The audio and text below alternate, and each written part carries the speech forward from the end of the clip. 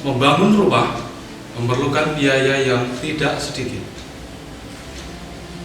Sayang sekali jika bangunan yang sudah berdiri kokoh akhirnya harus dirobohkan.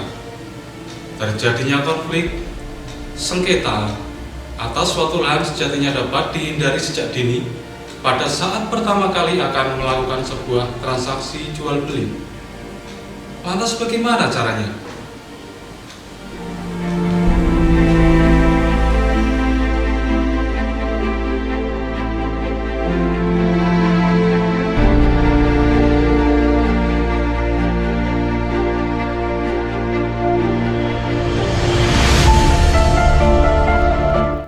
Sebagai sebuah objek bisnis, tentunya tanah atau properti itu perlu diketahui segala aspeknya, baik dari status hukum, legalitas, peruntukan, potensi, dan peluangnya. Kelengkapan dokumen merupakan salah satu hal yang terpenting. Sebelum membeli tanah atau properti, maka pastikan dahulu tanah tersebut tidak bermasalah dan yang pasti harus ada sertifikatnya. Ada 5 jenis sertifikat berdasarkan Undang-Undang Nomor 5 Tahun 1960 tentang pokok-pokok agraria, yaitu sebagai berikut. Yang pertama, sertifikat hak milik. Sertifikat hak milik adalah jenis sertifikat dengan kepemilikan hak penuh atas lahan atau tanah oleh pemegang sertifikat tersebut. Sertifikat hak milik sebagai bukti kepemilikan paling kuat atas tanah atau lahan, bersifat turun-temurun dan dapat diwariskan, dapat diperjualbelikan maupun dijadikan jaminan, tidak mempunyai batas waktu, dan hanya boleh dimiliki oleh warga negara Indonesia. Yang kedua adalah sertifikat hak guna bangunan. Sertifikat hak guna bangunan adalah jenis sertifikat di mana pemegang sertifikat hanya dapat memanfaatkan lahan tersebut untuk mendirikan bangunan atau keperluan lain dalam kurun waktu tertentu. Sementara kepemilikan lahannya dipegang oleh negara. Sertifikat hak guna bangunan mempunyai batas waktu antara 20-30 tahun dan dapat diperpanjang. Dapat diperjualbelikan maupun dijadikan jaminan.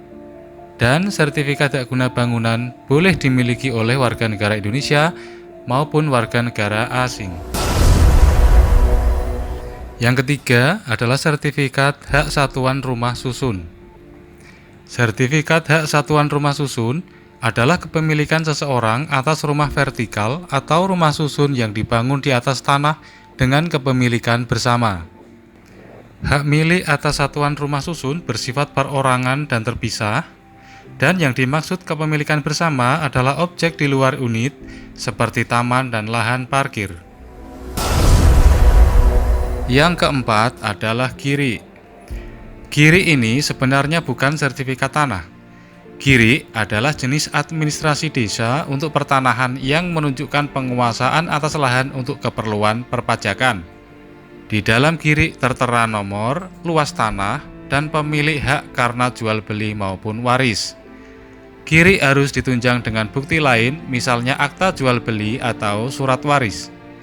Jika yang Anda pegang adalah giri, maka sangat disarankan untuk segera mengubahnya menjadi sertifikat hak milik. Dan yang kelima adalah akta jual beli. Akta jual beli ini sebenarnya juga bukan sertifikat tanah. Akta jual beli adalah perjanjian jual beli dan merupakan salah satu bukti pengalihan hak atas tanah sebagai akibat dari jual beli. Akta jual beli dapat menyatu dalam berbagai bentuk kepemilikan tanah, baik hak milik, hak guna bangunan, maupun giri sebagai akibat dari jual beli. Apabila sudah terjadi proses jual beli, maka sangat disarankan untuk segera melakukan balik nama atas sertifikat tersebut dari pihak penjual kepada pihak pembeli.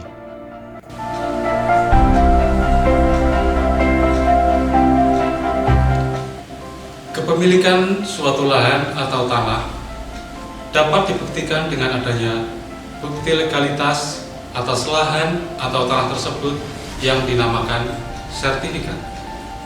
Dengan memiliki sertifikat, Anda adalah pemilik sah dari sebuah lahan atau tanah dan dapat menggunakan lahan tersebut dengan nyaman tanpa ada gangguan dari pihak manapun.